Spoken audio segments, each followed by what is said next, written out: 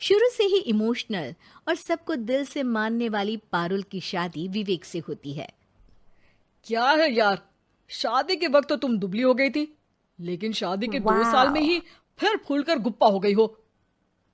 पारुल के साथ अब विवेक का व्यवहार बदल गया। सास ससुर भी बिना बात के ताने देते। अरे 2 साल हो गए, बच्चा नहीं हुआ, निकल यहाँ से। विवेक का भी सहारा पारुल को नहीं मिलता है।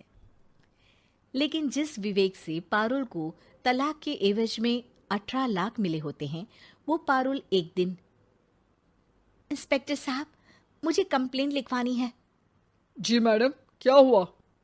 चीटिंग, एक लड़के ने मेरे 6 लाख रुपए लूटे हैं। पुलिस वाला पारुल को ऊपर से नीचे तक देखता है। मामला क्या है, विस्तार से बताइए।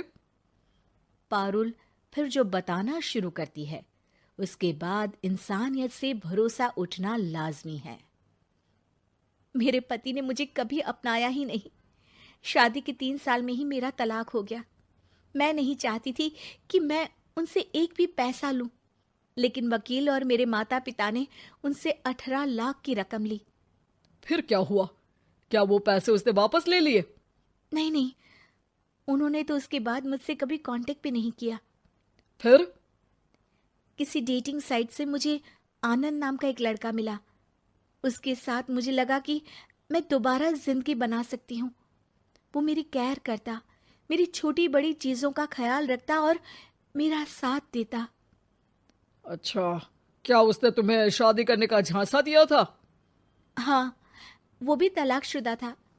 पहले तो उसने मुझसे कहा कि उसकी एक बेटी है, लेकिन फिर पता चला कि उसकी एक नहीं 2 बेटियां हैं।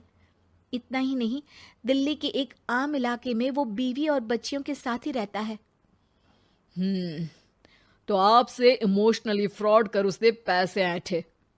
जी, अब मेरे पास कुछ नहीं है, ना पैसे ना वो। मैं बस किसी भी हालत में अपने पैसे वापस चाहती हूँ, जो मेरे बुरे वक्त में मेरे काम आ सकते हैं।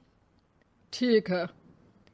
पुलिस आनंद को पुलिस स्टेशन बुलाकर सारी पूछताछ करती है, लेकिन आनंद पुलिस वालों को ये यकीन दिला देता है कि पारुल ने उसे कोई पैसे दिए ही नहीं, बल्कि वो तो उस पर बीवी को छोड़ने का दबाव बना रही थी और ना मानने पर पारुल ने ये झूठा केस डाला है। क्या मैडम, फोकट में पुलिस का वक्त खराब कर रही हैं? कोई शादीशुदा क्यों अपनी बीवी छोड़ेगा? अब आपकी शादी टूटी तो मतलब सबकी तो नहीं टूट सकती ना। पारुल को पुलिस वाले के मुंह से ये बात सुनकर हैरानी होती है। उसे कुछ समझ में नहीं आता कि वो क्या करे। वो अपनी सहेली झनक, जो कि वकील थी, उससे कांटेक्ट करती है। झनक, मैं क्या करूं? मैं कैसे पुलिस को यकीन दिलाऊं कि आनंद ने मेरे साथ न सिर्फ शारीरिक और मानसिक चीट किया है, बल्कि आर्थिक तौर पर भी वो मुझे खाली कर गया है। अब वक्त झनक का था। देख पारुल, ऐसे तो किसी को भी बिना सोचे समझे पैसे नहीं देने चाहिए, लेकिन अब जब तूने ये कदम उठा ही लिया है, मुझे ये बता, तूने कब कब पैसे दिए और कितने? क्या कहीं कोई सबूत है? पारुल कुछ सोचती है। 3 बार तो बैंक में ट्रांसफर और 2 बार गूगल पे। क्या इन सब के रिकॉर्ड मिल जाएंगे? हाँ हाँ, क्यों नहीं, मैं बैंक से सब निकाल लाऊंगी। अगले दिन पारुल सारी स्टेटमेंट झनक के सामने रखती है और वो व्हाट्सएप की चैट भी दिखाती है, जिसमें कई बार आनंद ने ये बात कबूली थी कि वो उसके पूरे 6 लाख जल्द ही देगा। झनक अब पूरा केस लेकर पुलिस के पास जाती है और मामले को क्राइम एक्ट के तहत पूरे सबूत के साथ दर्ज करा आनंद की गिरफ्तारी की मांग करती है।